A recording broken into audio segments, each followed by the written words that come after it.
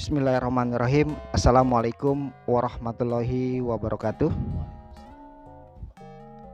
Alhamdulillahirabbil alamin, wassalatu wassalamu ala asrofil anbiya wal mursalin wa ala alihi wa sahbihi ajmain, amma ba'du. Syukur alhamdulillah, kita selalu memanjatkan puji syukur kepada Allah Subhanahu wa taala atas segala rahmat, taufik dan hidayahnya, sehingga sampai hari ini kita masih diberikan nikmat kesehatan. Dan yang paling utama, AA Billy Channel hadir di tempat kediaman Bapak Dr. Andes Kiai Haji Hasad Thoha. Beliau selaku Ketua Dewan Masjid Indonesia Cabang Bekasi Utara. Salawat dan salam marilah kita sampaikan kepada junjungan kita Nabi besar Muhammad SAW atas segala curahan ilmunya. Kita memohon pada hari nanti adalah syafaat dari baginda Rasulullah SAW. Baik, Pak Kiai, perkenankan dari AA Billy Channel mengucapkan selamat kepada Pak Kiai atas terpilihnya sebagai Ketua Dewan Masjid Indonesia Cabang Bekasi Utara periode 2021 sampai 2026. Berarti masa kerjanya 5 tahun nih ya Pak Kiai ya. Luar biasa, ini amanah yang sangat luar biasa, yang benar-benar sebagai bekal untuk catatan di hari akhirat nanti nih Pak Kiai. Amin amin ya robbal alamin. Baik Pak Kiai, ada beberapa nih yang saya tanyakan ke Pak Kiai perihal masalah DMI Pak, Dewan Masjid Indonesia. Bicara masalah DMI, mungkin nama besarnya kalah dengan MUI ya Pak ya, Majelis Ulama Indonesia. Yang pertama yang timbul pertanyaan dari AA Billy Channel nih Pak, kapan sih Pak DMI itu berdiri Pak? Kemudian yang kedua, kepengurusan pusat DMI itu dihandle oleh siapa sekarang nih Pak? Yang ketiga, di wilayah Kota Bekasi sendiri Pak, siapa leadernya, siapa pemimpinnya? Kalau Bapak kan untuk wilayah Cabang Bekasi Utara. Silakan Pak.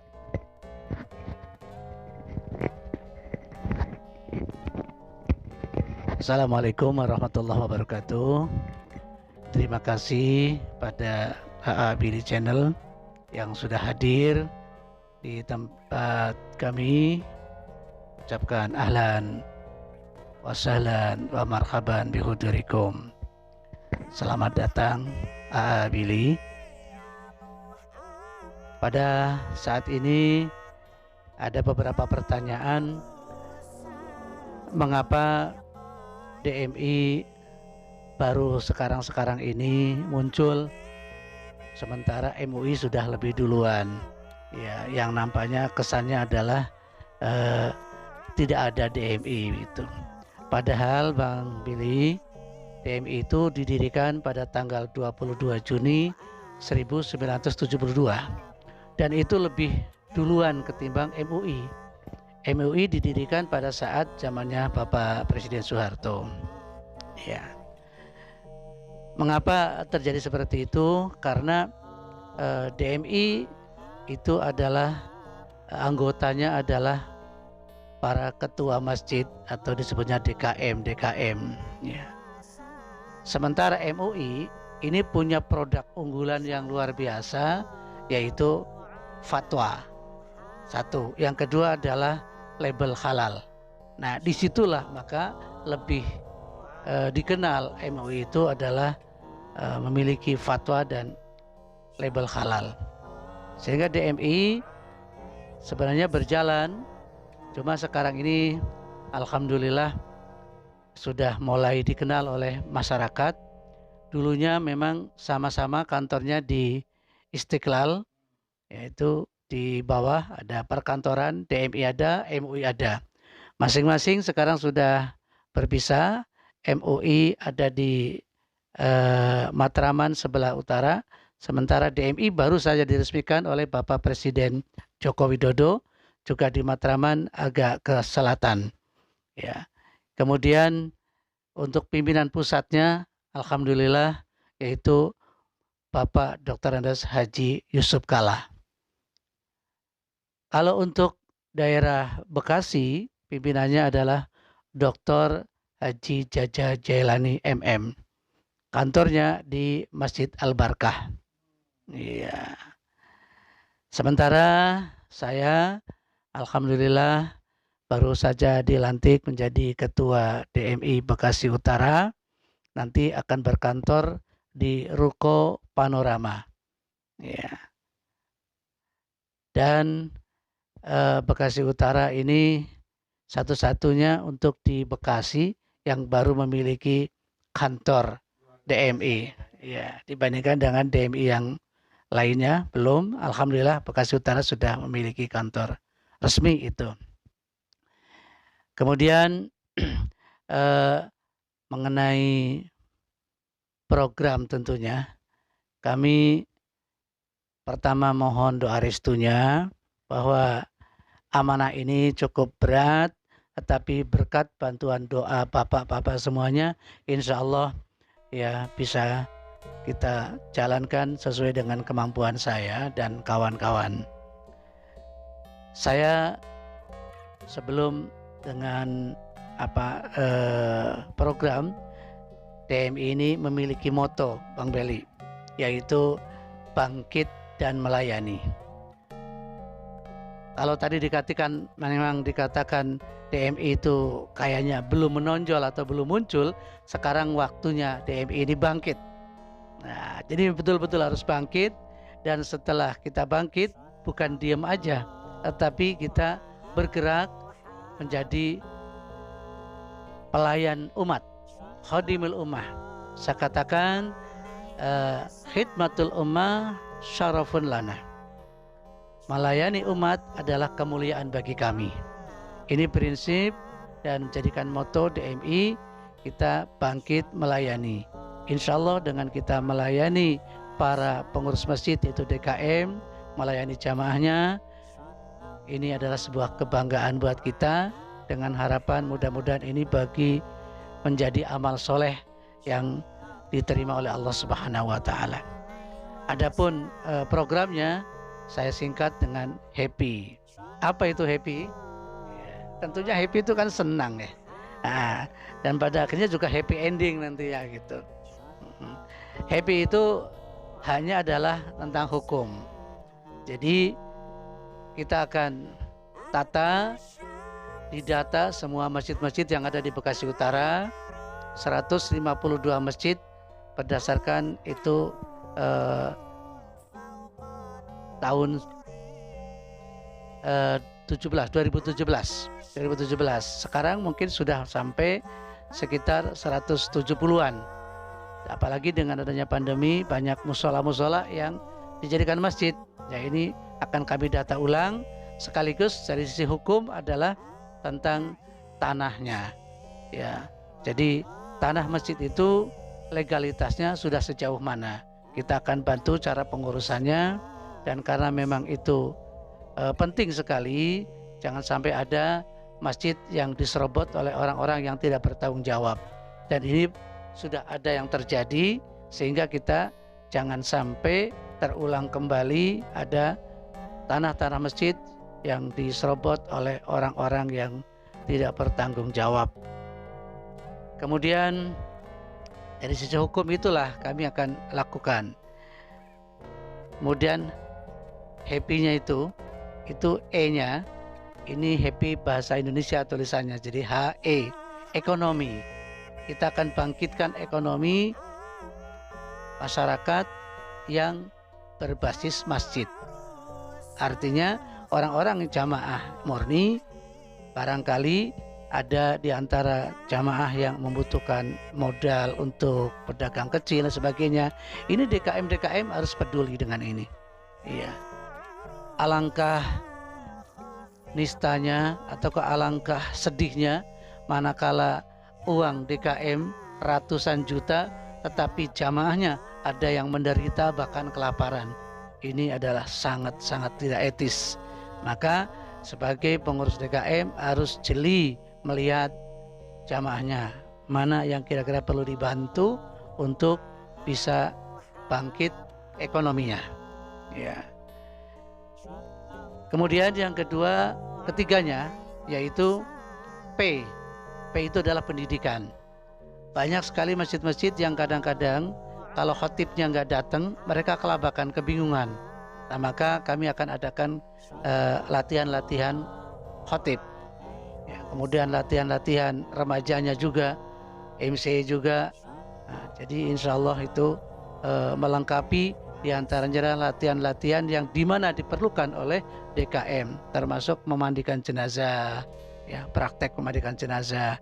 Ini kadang-kadang orang tahu ilmunya tapi giliran prakteknya nggak mau. Nah, maka akan didampingi oleh pengurus-pengurus DMI Bekasi Utara. Manakala terjadi seperti itu, kami akan siap untuk mendampinginya.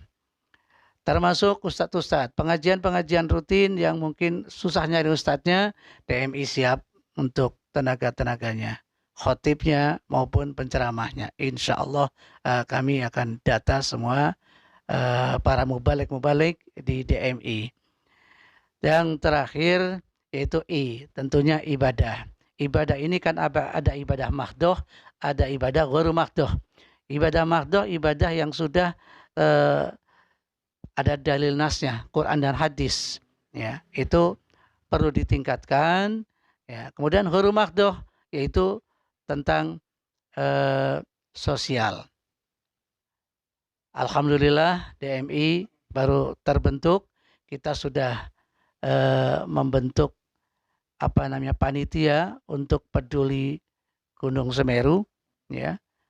Saat ini sudah mendapatkan 60 juta.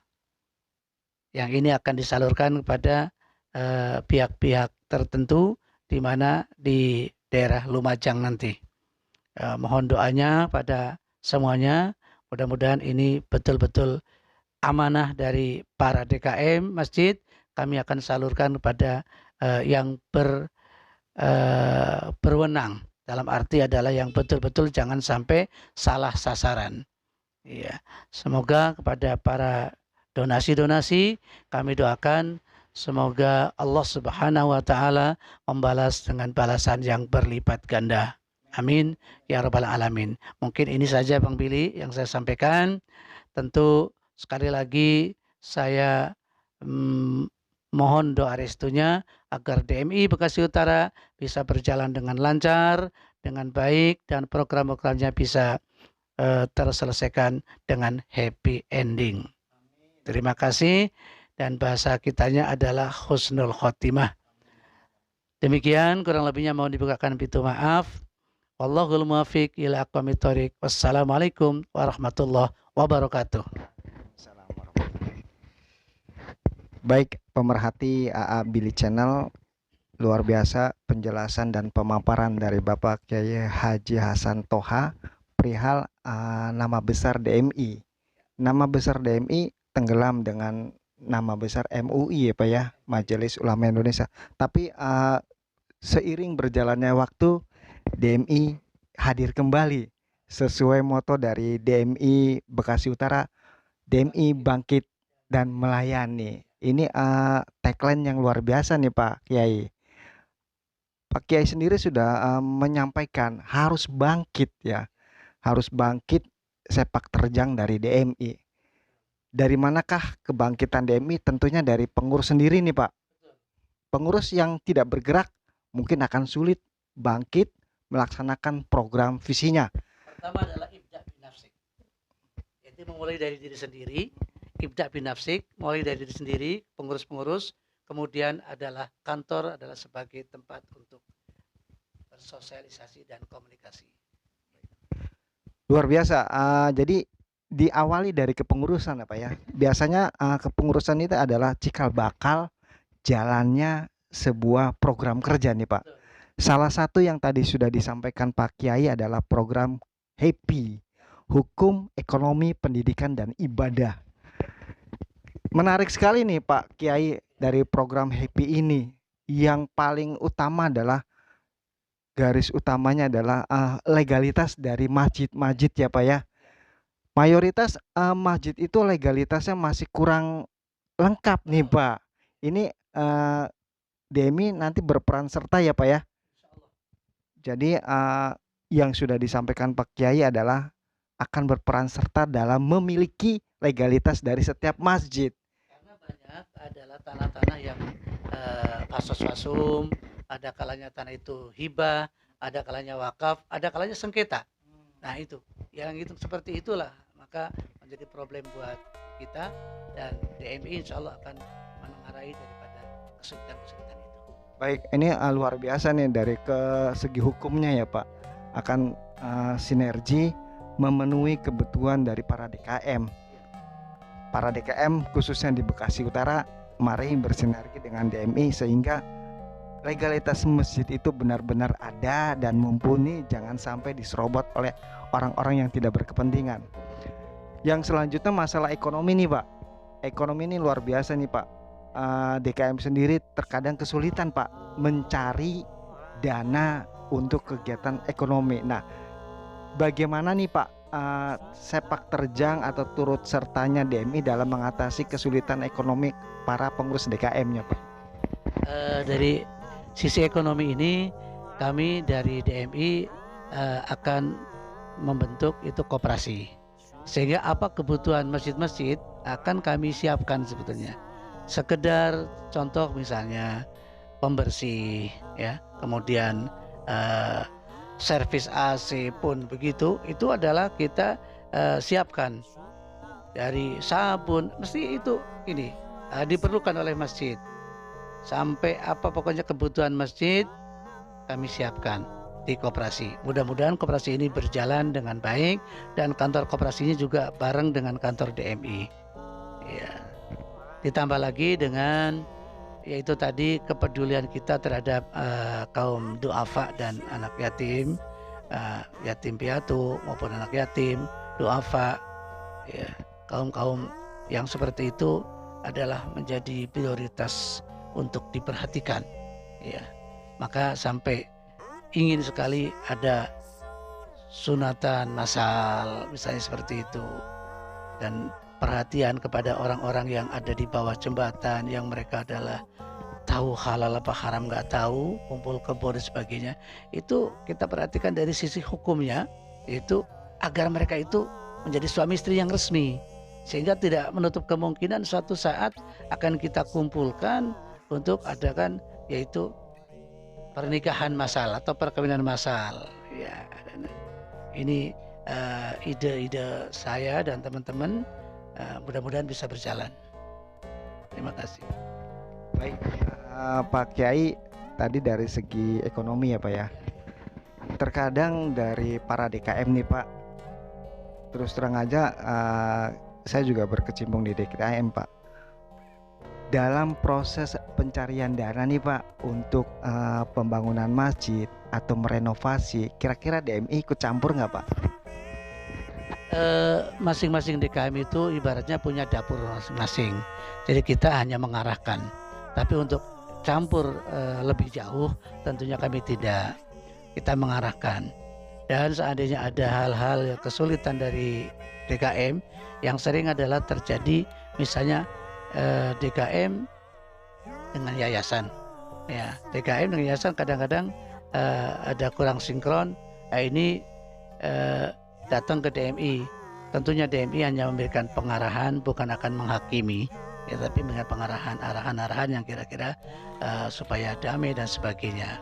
Itu memang ekonomi ini sekarang harus bangkit, ya, dan arahan-arahannya bagaimana agar operasional masjid ini bisa berjalan. Itu kan begitu. Seorang DKM itu sulit untuk mencari dana. Nah, maka akan kami berikan gambaran-gambaran. Jadi lingkungan masjid, tanah masjid itu harus benar-benar berpotensi menghasilkan, menjadi produktif. Nah, menjadi produktif. Seperti contoh misalnya bisa dijadikan lapangan parkir. Nah, bisa untuk titip mobil. Iya. Ini kemudian ada lagi air yang sisa wudhu itu bisa dibuatkan tempat untuk penampungan air, peresapan.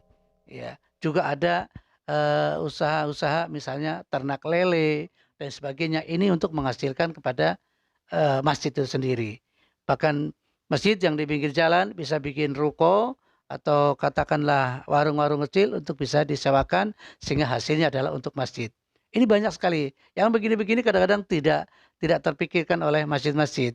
Ya, seakan-akan masjid kalau dibuat seperti itu, kok masjid dibikin apa namanya seperti itu, kayaknya eh, materialistis. Ya, tidak seperti itu, sebab masjid itu adalah wajib untuk membayar, baik itu transport khotib dan itu listrik terutama, ya kebutuhan yang pokok itu adalah eh, pengurus masjid yang memikirkan. Sementara jamaah kurang memikirkan. Nah, kotak amalnya jalan dengan baik, dan bagaimana kotak amal yang aman, jangan sampai kotak amal ini mudah sekali untuk diambil orang. Kita ada tip-tip seperti itu, ya ada seperti itu, ajakan-ajakan kepada jamaah itu, kalau ada buktinya insya Allah jamaah itu mudah sekali untuk memberikan donasi atau donaturnya kepada masjid maupun yayasan tersebut. Ya, cuma kalau kadang-kadang nggak jelas, nah, transpasi. Jadi harus jelas terang-terangan untuk laporannya dan sebagainya. Insya Allah jamaah itu akan mudah saja. Terima kasih. Baik Pak Kiai, penjelasan dan pemaparan kembali perihal dari program Happy tadi ya Pak ya. Ini luar biasa ya Pak Merhati Abili Channel. Kita berdoa kepada Allah Subhanahu Wa Taala.